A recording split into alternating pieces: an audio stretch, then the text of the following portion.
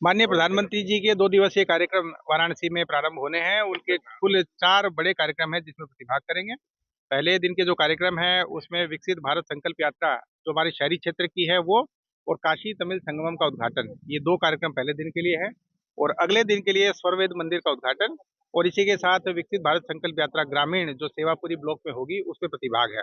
जो ग्रामीण विकसित भारत यात्रा है, उसी यात्रा में जनसभा के दौरान ही 19,000 करोड़ से ऊपर के 37 प्रोजेक्ट हैं जिनका लोकार्पण शिलान्यास किया जाएगा। इनमें मुख्य रूप से काशी की जो हमारी फुलवरिया 4 लेन सड़क है, काशी के ही करीब 20 रोड्स हैं और इसके अलावा एजुकेशन के, हेल्थ के और आईटीआई के इस तरह के काफ़ी प्रोजेक्ट हैं। जो बड़ी रेलवे की परियोजना है उसमें 12,000 करोड़ के आसपास के कार्य हैं जिसमें डेडिकेटेड फ्रीट कॉरिडोर की रेलवे लाइन है। पिछली बार भी उन्होंने रेलवे लाइन का उद्घाटन किया था, वो पंडित दीनदयाल उपाध्याय नगर से बिहार की तरफ की थी। अब की बार पंडित दीनदयाल उपाध्याय नगर से लेके उत्तर प्रदेश में कानपुर की तरफ की रेल लाइन का शुभारंभ करेंगे। साथ ही उन पे मालगाड़ियों का भी शुभारंभ होगा। हमारे वाराणसी की 2 बड़ी ट्रेन्स मिलने जा रही हैं, उन ट्रेन्स को भी हरी झंडी दिखा के प्रधानमंत्री जी वर्चुअली रवाना करेंगे। इसमें वंदे भारत एक्सप्रेस का सेकंड पेयर वाराणसी से चलेगा नई दिल्ली के लिए। साथ ही काशी तमिल संगमम ट्रेन जो कन्याकुमारी से वाराणसी के बीच चलेगी, वो भी साउथ के हमारे प्रदेश के दक्षिणी प्रदेशों के जो यात्री हैं और वाराणसी के यात्री हैं, उनको बहुत ज़्यादा लाभ प्रदान करेगी। तो कुल मिला के ये हमारे 4 कार्यक्रम होंगे, जिसमें प्रधानमंत्री जी पहले दिन आके अगले दिन तक प्रतिभाग करेंगे। जनसभा का आयोजन इसमें हमारे विकसित भारत यात्रा के दौरान होगा।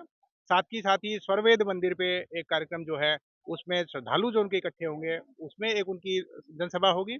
नमो घाट पे जो कार्यक्रम काशी तमिल संगमम का होगा, उसमें भी 4 से 5,000 लोगों की एक जनसभा होगी, जिसमें काशी तमिल संगमम ट्रेन का शुभारंभ और काशी तमिल संगमम जो 15 दिन चलना है, उसका शुभारंभ होगा। अच्छा सर, कुल लगभग कितनी देर का कार्यक्रम होगा? कोई रोड शो वगैरह भी प्रस्तावित है? इस तरह की बातें आ रही है सामने। ये कुल लगभग भी 26 घंटे के आसपास का कार्यक्रम रहेगा माननीय प्रधानमंत्री जी का। इसी में जो पार्टी कार्यकर्ता हैं, वो जो उनके 3 प्रदेशों में जीत हुई है पार्टी की, उससे उत्साहित होकर वो स्वागत करेंगे, लेकिन रोड शो नहीं है। जब माननीय प्रधानमंत्री जी एयरपोर्ट से शहर की तरफ आ रहे होंगे, कटिंग मेमोरियल स्कूल के ग्राउंड की तरफ, उसी दौरान ही पार्टी वर्कर्स का अभी प्रपोजल प्राप्त हुआ है पुलिस को कि वे स्वागत करेंगे, दोनों तरफ से फूल की पंखुड़ियाँ बरसाएँगे और झंडे आदि लेके स्लोगन आदि के माध्यम से वो वहाँ पे स्वागत की मुद्रा में होंगे, लेकिन किसी प्रकार का रोड शो प्लान नहीं है। मतलब एयरपोर्ट से यहाँ तक सड़क मार्ग है। पहले दिन की सारी यात्राएँ सड़क मार्ग से हैं और अगले दिन की सारी यात्राएँ वो हेलीकॉप्टर के मार्ग से हैं।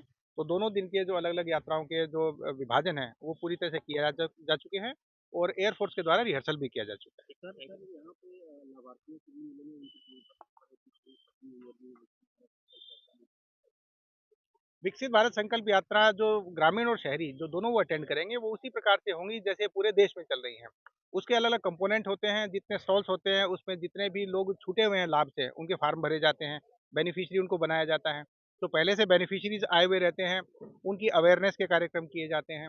इसी प्रकार से यहाँ पे एक वीडियो वैन होती है, जिसपे क्विज़ के कार्यक्रम आयोजित किए जाते हैं और क्विज़ जीतने वालों को टी-शर्ट, कैप दिए जाते हैं, वो भी कार्यक्रम यहाँ पे होंगे। तो जितने भी उसके कंपोनेंट होते हैं, उसमें स्टॉल्स होती हैं, एग्जीबिशन होती है, फॉर्म भरने के स्टॉल होते हैं, अवेयरनेस के कार्यक्रम होते हैं और इसके बाद मेरी कहानी मेरी जुबानी जो सफलता की स्टोरीज़ होती है काफ़ी कार्यकर्ताओं की, वो सफलता की स्टोरीज़ शेयर की जाती हैं, वो भी शेयर की जाएँगी और इसके बाद कुछ लोगों को सम्मानित किया जाना होता है, जिसमें हमारे आर्टिस्ट होते हैं, स्पोर्ट्स पर्सन्स होते हैं या विभिन्न क्षेत्रों में अच्छा काम करने वाले लोग होते हैं।